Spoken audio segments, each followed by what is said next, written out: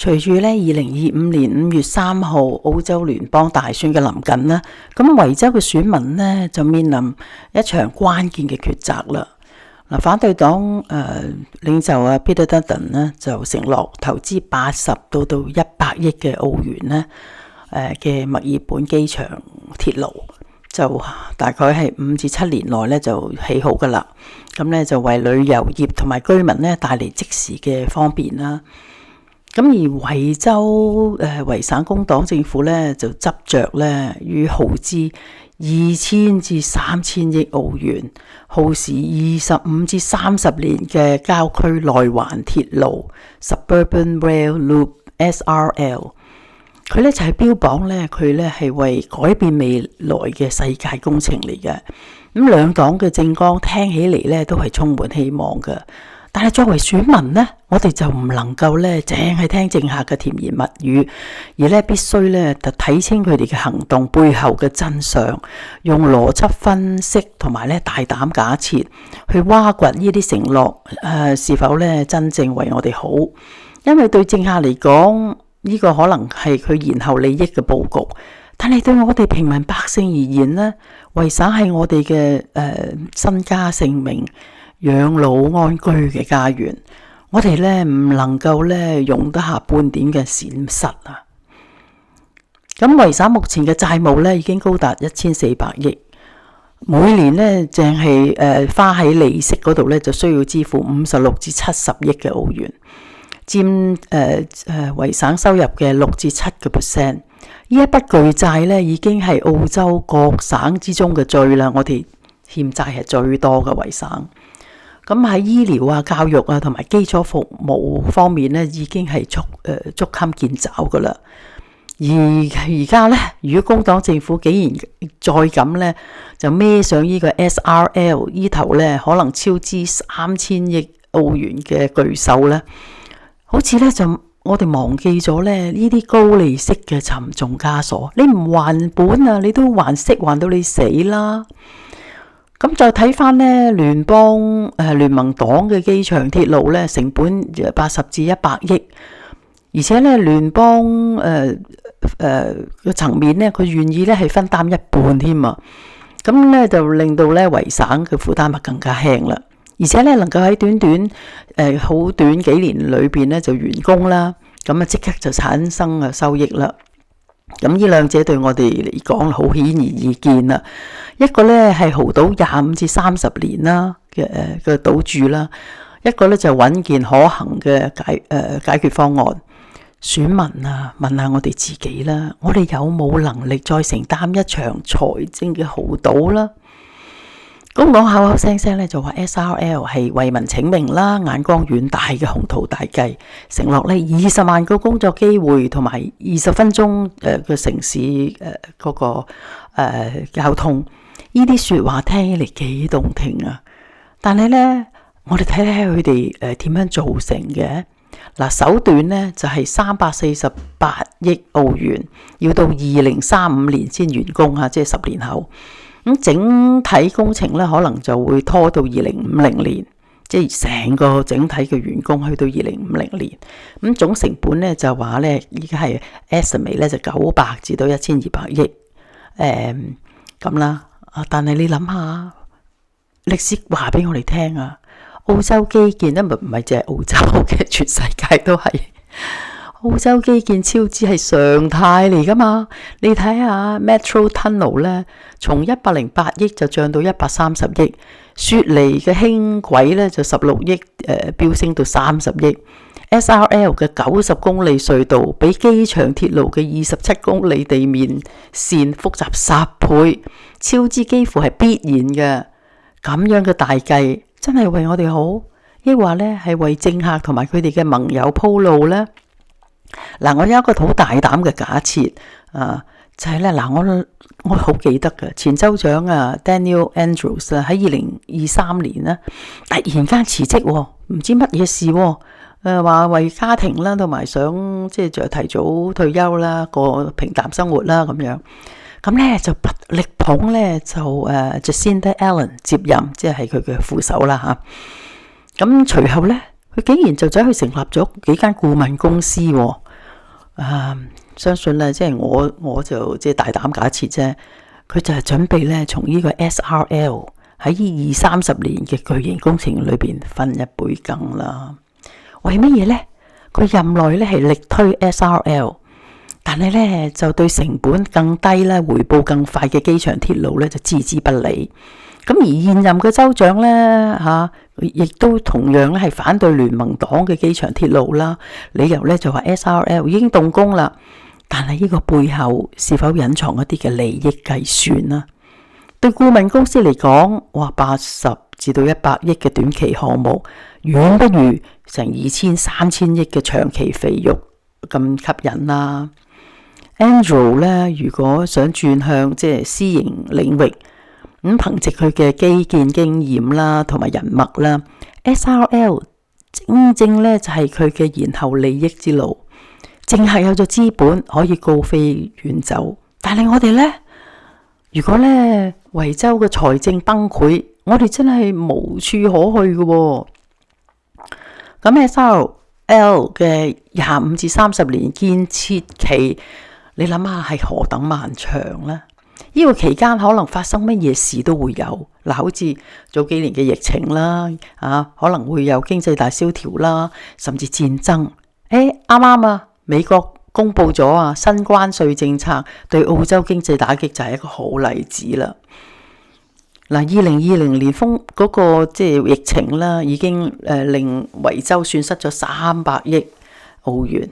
如果再嚟一次，咁呢個 SRL 可能就會半途而廢啦，留下呢咪就係爛尾工程咯。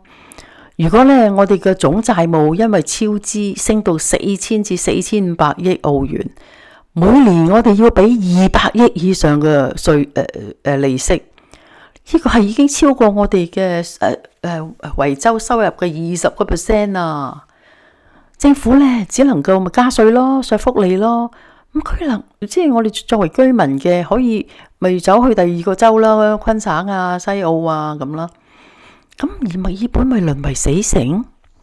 諗下美國咧嘅底特律啦，佢因為過度借貸咧，導致2013年就破咗產，人口咧就從180萬跌至60萬。如果維省咧，我哋唔吸取呢啲咁嘅教訓咧，邊個能夠保證我哋唔會步佢哋嘅後塵啊？你反觀機場鐵路幾年5至7年就建成，而且每年咧可以從暫時睇到係3500萬乘客中賺取5至7億嘅澳元，10至15年就回本，穩賺不賠啊！點解唔先選擇去嚟減輕我哋嘅債務先呢？政客嘅承諾再說得美麗咧，亦都唔能夠盡信。我哋要做嘅咧就係多啲查找資料啦，用邏輯分析啦，大膽假設啦，最後先去決定係咪可信。咁查一查咧維省嘅債務數據啦，公開嘅咧就喺州政府嘅網站嗰度可以睇到，睇一睇咧 SRL 嘅成本估算咧，亦都可以喺上邊揾到嘅，喺政府嘅網站嗰度。對比機場鐵路嘅收益潛力我哋真係要問問自己1400億嘅債務啦，已經我哋而家爭咗，我哋每個人嘅背脊已經好沉重啦。我哋仲有冇餘力咧，再賭上3000億喺25至30年後？如果經濟崩潰咗，邊個嚟承擔後果啊？政客可能就揸住佢哋嘅金錢可以離開，但係我哋同埋我哋嘅子孫仲要喺呢一個土地上邊嘅。我建議呢，支持聯盟黨嘅機場鐵路，先解決眼前嘅問題，賺錢減債，再循序漸進規劃大型嘅基建。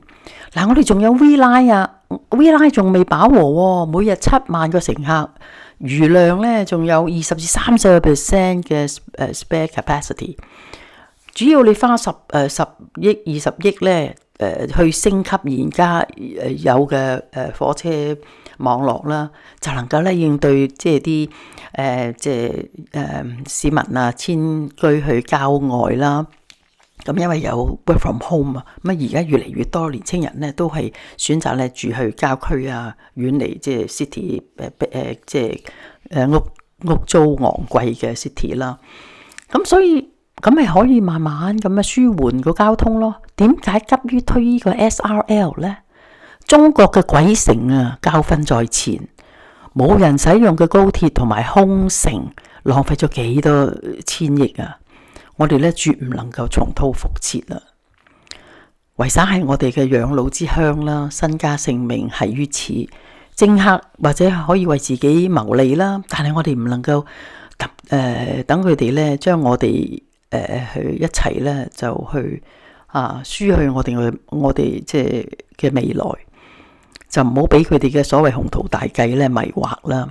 睇清楚1400億債務嘅真相，用選票話俾佢哋聽。我哋咧要務實嘅解決方法，唔係豪賭嘅夢想。機場鐵路係第一步，穩住咗財政，先至能夠談未來。否則25-30年後，維省可能就係破產、人口逃亡、淪為死城。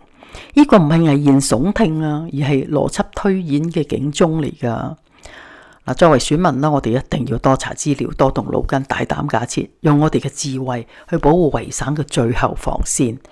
係啊，呢一刻我哋嘅選擇係同我哋嘅國家生死有關嘅。好啦，7絕午夜聲雷，夜雨強風閃電鳴，夢驚醒起暴雷聲，倚窗觀賞到天亮，白鳥青蟬奏樂鳴。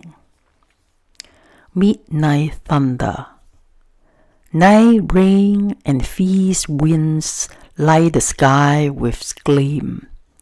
Thunder rolls, startling me from a dream. By the window, I watch till dawn's first beam. Birds and cicadas sing in joyful stream. 今日咧，我仍然咧係揀咗George Winston 嘅音樂啦。哇，聽開佢嘅鋼琴獨奏咧，好似停唔到咁喎。咁呢首咧 Canon in D 咧就係 Johann Pachelbel 咧喺17世紀末創作嘅一首巴洛克風格嘅作品。咁聽Johann Pachelbel 嘅原作咧，就好似咧喺冬天嘅晚上咧，坐喺一座純正嘅巴洛克有火爐溫暖嘅大屋嘅窗邊，睇住咧花園外邊雪花飄落，有序優雅。而 George Winston 嘅重新編曲版本咧，聽起上嚟咧就好似咧就行喺一條咧森林嘅小路，曲徑彎彎，令人咧感觸至深。冇嗰啲弦樂合奏嘅宏偉，但係咧就係屬於咧單一聲音嘅嗰種寧靜之美。我覺得咧佢呢種風格咧就更具吸引力啦。